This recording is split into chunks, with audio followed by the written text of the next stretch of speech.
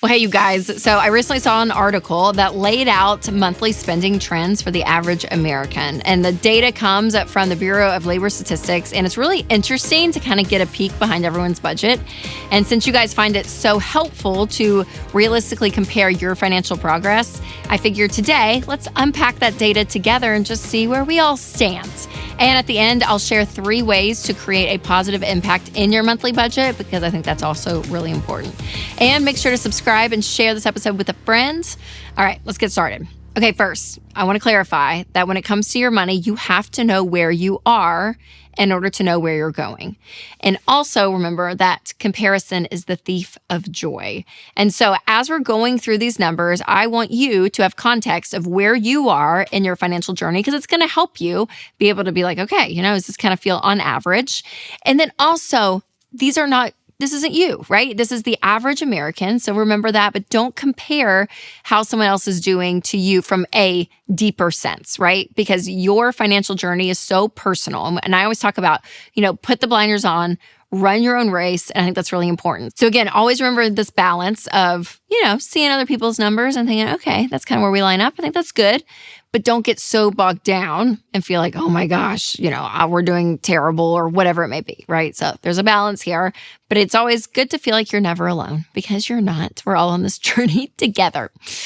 All right, so let's look at the average American's spending habits, and then I will kind of react and give you my thoughts as we go along. So as a baseline for context, remember the average annual salary nationwide is about $59,000. So $60,000 on average. All right, let's break down these numbers. The average spent on housing was $2,120.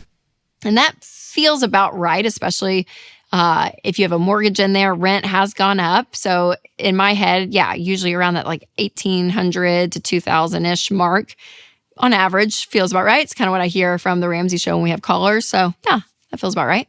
Average spent on food, $832. So this one's interesting because this food category doesn't break out groceries and restaurants. So it's like all together.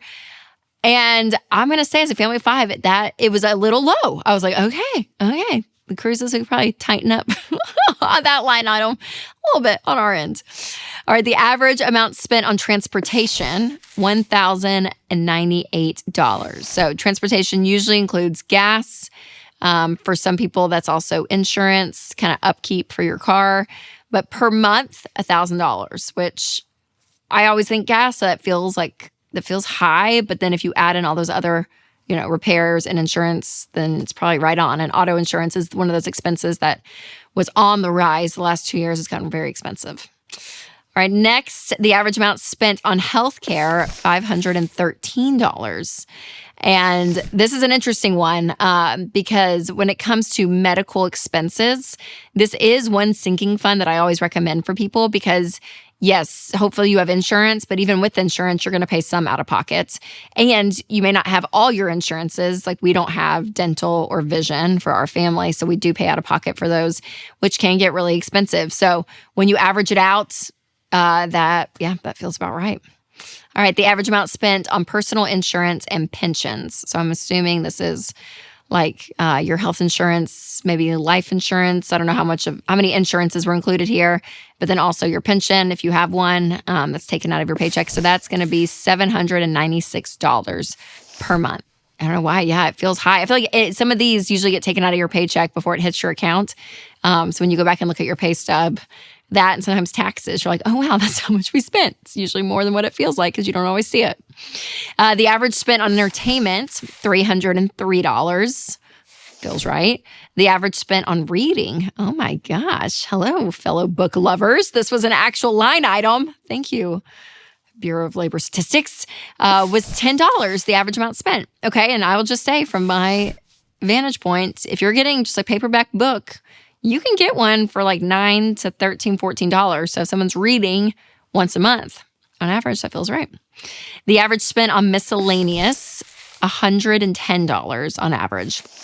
Now, miscellaneous is a category I do tell you to have in the budget as well, because there's going to be catch-alls of things that you don't plan for that do come up that you need to put somewhere in your budget to stay on track with that zero-based idea with your income minus all of your expenses equals zero. And if something comes up and you don't have a category for it, you're like, well, what do we do? That's where the miscellaneous category comes in.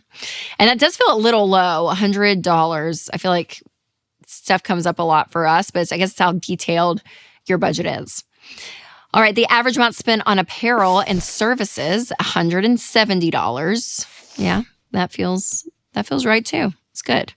Okay, so I have some more thoughts and 3 tips I want to give you. But first, I do want to tell you about one of our sponsors, Delete Me. So I saw a headline recently that really caught my attention, that 1/3 of the U.S. population's background info is now public.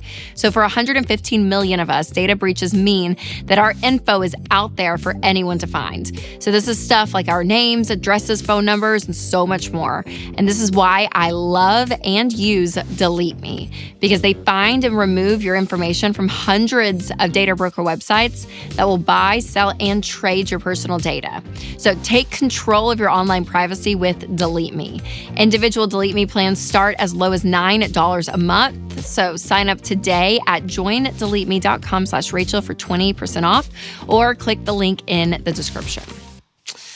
Okay, so there's all the numbers. That's where the average American falls when it comes to all of these categories. But no matter where you fall in these averages, what matters to me is that you have control over your money so that you can achieve your money goals. So remember these 3 things. Number 1, if you're not liking what you're seeing, use that motivation to make a change next year. We are coming up in the new year, and this is a great time to make a change. So if you're seeing your numbers and then you're comparing them maybe, and you're thinking, oh gosh, or maybe you pulled your numbers for the first time, when I told you to do that at the beginning of this video, and you think, oh wow, this is a lot of money that I'm eating out, or whatever it may be. If you don't like where you're at, you can change. You can decide to make a change, because if you don't, you're going to keep getting the same results.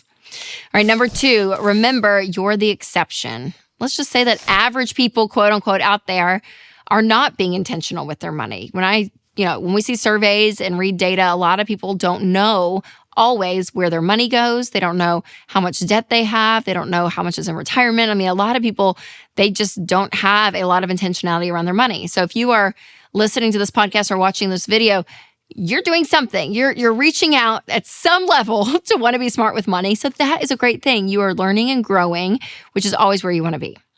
And number 3, when systems, boundaries and guardrails are in place, you and your money will thrive.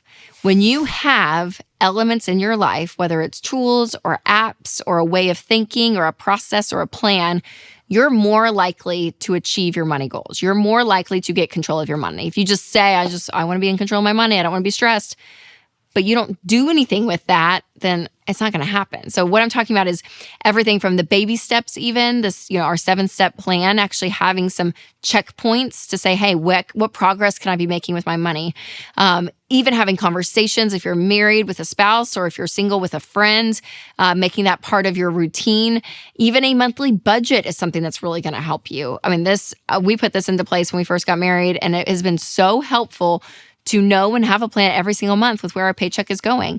And we use EveryDollar. It is the best budgeting app. And I have it on my phone. Winston has it on his, and we have the same account. So every single month we plan for the next month, and we're like, okay, what's happening here, here, and here?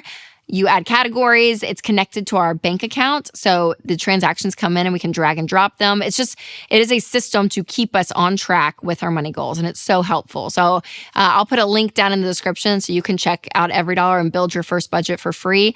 But there's also other things that you can be doing, even, listening to podcasts or watching, YouTube channels like this one, like whatever it is, put some things into place to continue to learn and to grow and to implement in your life. And if you're looking for more ways to cut down when it comes to your spending specifically, I break it down in my episode, 22 expenses to cut that you won't even miss. So you can click right here or click the link below to check that out. All right, you guys, remember to take control of your money and create a life you love.